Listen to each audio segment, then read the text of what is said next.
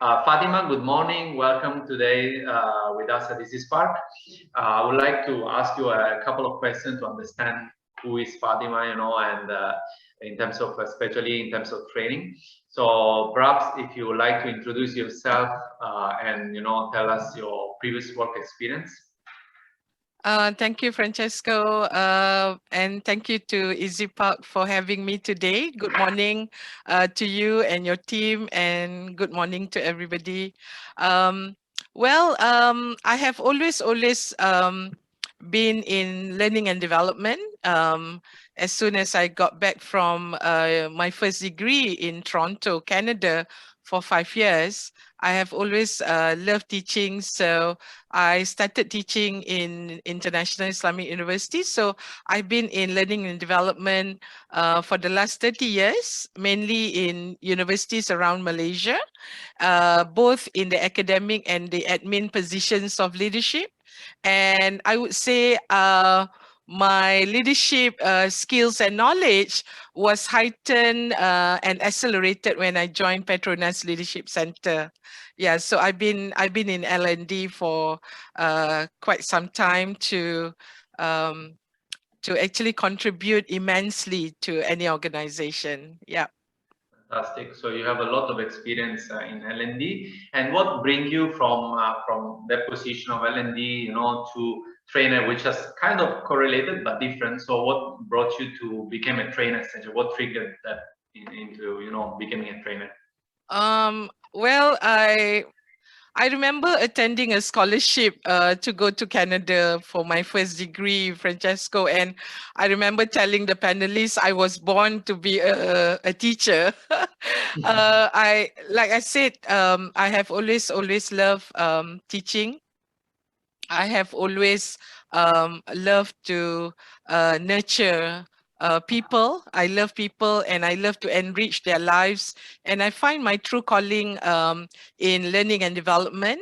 And I swapped from being an academician to a trainer because I think the organizations, especially in Malaysia, really need a very quality and world-class kind of learning framework, and all the way down to the learning materials and a good learning facilitator to facilitate a good learning event.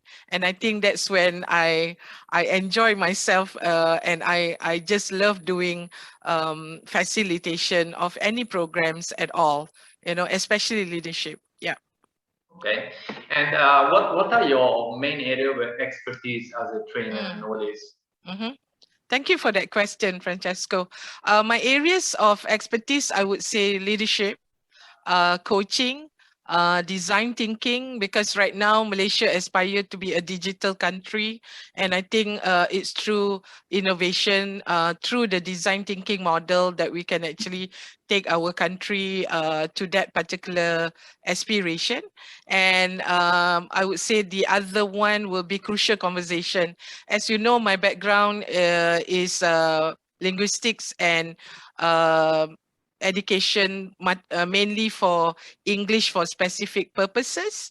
And I think when my CEO in Petronas Leadership said, Fab, I'd like to certify you to become a crucial conversation learning facilitator, I jump onto that particular opportunity, and those are my areas. So like I said earlier, I have invested more than 30 years in theory and practice in this particular specialization areas, being a linguist, being an academia and heads of departments in several organizations. And I truly believe, when I found out from Gallup Institute of Management, when they come up with the formula, talent times investment equals strength. And I think that's where each of us have our own specialized area, and when we invest time, money and effort, all this over the years have become strength. And I think with those strengths that we bring to the table to offer to organizations and their talents these areas of expertise. So mine would be leadership, coaching, design thinking and crucial conversation. Okay. Thanks so much. Thanks for sharing that. So since, I mean, one of your major area of expertise is leadership, perhaps we can talk about that a bit. And what do you think, I mean, nowadays, with all these changes that are happening in the world, what do you think is the one of the major traits of a leader in a business leader in today's world? What are your opinion on that? I think for Malaysia, in order to take any companies, especially post-pandemic, Francesco, I would say we need to have the creative thinking as well as innovation. So I would say the main important trait nowadays will be to sustain our business. As you know, the literature is very, very, very evident, very obvious that we are into IoT, Internet of Things. We are into artificial intelligence, robotics, drone, 3D printing, blockchain. So I think what Malaysian leaders need, the business leaders need to take up those challenges where they have to ask the question, what's next? You know, so are they going to remain status quo, no changes at all? They're comfortable in their comfort zone.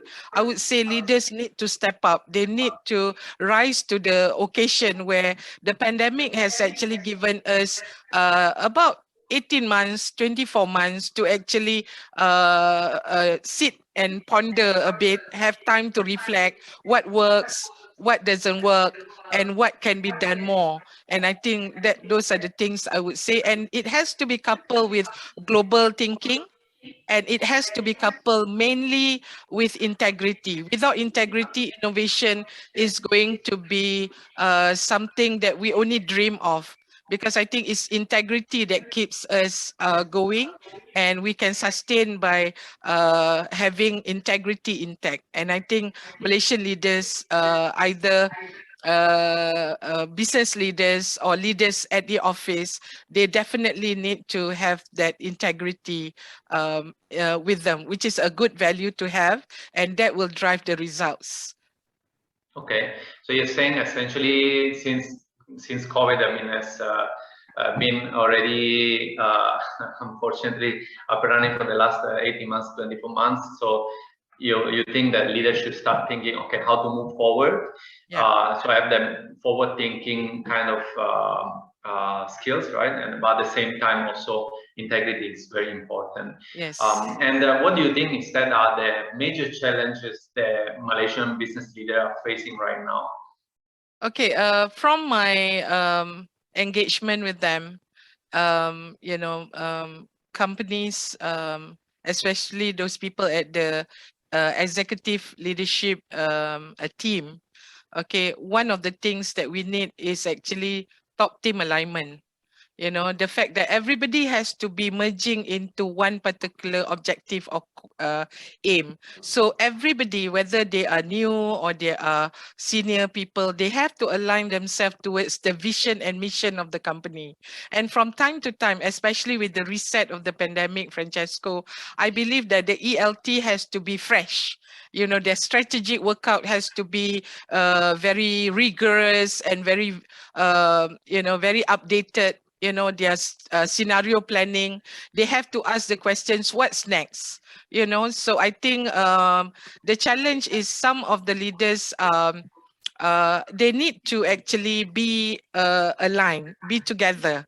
You know, don't squabble. This is not the time to squabble. This is the time to keep the group intact, very cohesive. They have the sense of urgency, the sense of ownership, and I think they can move forward once they work together as a team. You know, so I think top team alignment is very important. And why do you think there is no alignment? I mean, do you see that? I mean, working with different organizations, yeah, I see there is that. no I think alignment between the top level or between the top level and the different other level of organization. Okay, very good question. In leadership, there is something like they call it the iceberg of ignorance. Okay, between the CEO at the top, and I think this is just not just very typical for our country, but it's also around the world. At the top, the CEO is knowing very little of what's going on at the shop floor. You know, the shop floor, everybody knows what's going on and what are some of their challenges at the shop floor. 100% of the information about the company is at the shop floor.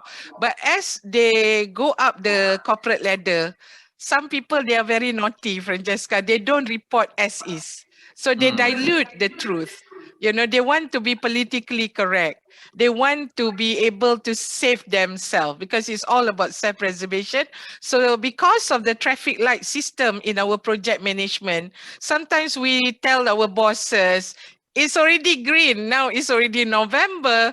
We are closing the project in December 31st of December 2021. Everything is rosy. So we hide certain truth. We don't share so much of the challenges. And then it gets diluted to the extent by the time from the shop floor to the manager, middle manager, to the senior manager, and up to the CEO knows only about 8 to 9%. So this is where the top team alignment, everybody has to be aligned. And I think I mentioned just now, the sense of ownership, that we have to behave as tauke or the owners of the company. Although I might be at the plant, the assembly line, but this company belongs to me and I have to contribute immensely, sincerely, in order to give the best business result. And I think the top team alignment is very, very important so that everybody is on one page. Nobody hides the truth, you know, and more so to the CEO. And I think it's also the task of a leader. You have to double check what your people are telling you. So you have to go down to the floor, to the shop floor. You know, you have to go down to the ground level where you see, I love the Japanese company. The bosses always start going the morning walk around the assembly line, you know, meet Mr. T, Mr. So, Ahmad, Ali, Mutusami. And I think that is engagement. And I think a lot of the literature that I've been reading is very, very high on engagement. More so that people are working from home. Although we see the scenario in our country, a lot of companies are already bringing back their employees to the office nowadays with strict SOP, of course. But I think it's very important that everybody is aligned. Okay, so we're talking about here that leaders has to be forward thinking, but at the same time there needs to be a need for alignment between, you know, different levels towards the vision of the company, essentially, right? So in terms of because nowadays, you know, with remote working and more and more people working from home, there is sometimes a difficulty of although I think now we get more used, you know, compared to before, but I think I'm sure there is still difficulties between, you know, pushing deadline task and things that needs to be done to reach the goals, and at the same time also taking care of the people, you know, their maybe learning and development, or maybe, you know, the progression in the career, as a career progression in the organization, and so on and so forth. So how do you think, I mean, do you have any tips for a leader of a team? How does you know, strike a balance between getting things done essentially and still care about people without burning them, you know, in terms of, you know, get them to the point of burnout or leaving the company, right? So how do you strike that balance? Do you have any tips for leaders that are listening to us? I think the reason why everybody has one heart, and that heart has got to be very big. It has to be a home where people feel very safe with you as a leader. And if you have been following good motivational speakers like Dr. Marshall Goldsmith, Simon Sinek, you know, even our local leaders, yeah, a leader has to be inspiring. And to be inspiring is the most challenging thing to be. And I think as a leader, because I love what, for me as a Muslim, I love what Prophet Muhammad, peace be upon him, has said, you know, that a leader is likened to a shepherd. And the shepherd, the beautiful part about being a shepherd, when you study about the shepherd and the flock of sheep that he takes care, he knows every one of the sheep. So if one of the ship is missing to go back, at dusk time to go into their place, their shed, yeah. So the leader, the shepherd, knows where this guy is. This guy with the black spot, he usually goes to the river and drink. So he knows where to find this guy. So a shepherd, being likened to a leader, is a leader must have a big heart. I would like to propose, not really my tip, but I think from the reading, from what I have observed, from my own experience being a leader of a team, you have to have a heart-based approach to leadership.